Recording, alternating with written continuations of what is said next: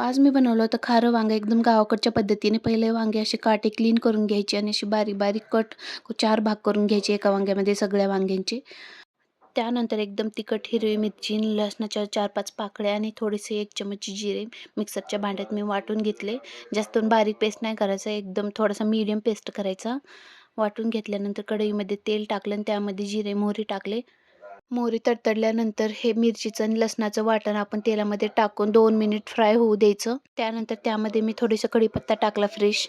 2 minute परतून घेऊन त्यामध्ये हळदी आणि धनिया पावडर टाकून व्यवस्थित मिक्स केलं आणि चवीनुसार मीठ टाकून घेतलं. सगळं मसाला व्यवस्थित फ्राय झाल्यानंतर त्यामध्ये कट केलेले वांगे टाकून 2 मिनिट परतून घ्यायचं आणि त्यामध्ये गार किंवा गरम पाणी टाकून घ्यायचं. आपल्याला हवं आहे तेवढा रस्सा करायचा. गरम पाणी टाकलं तर चांगलंच, पण मला थोडी घाई होती म्हणून मी गारच पाणी टाकून घेतलं. व्यवस्थित मिक्स करून घेतलं.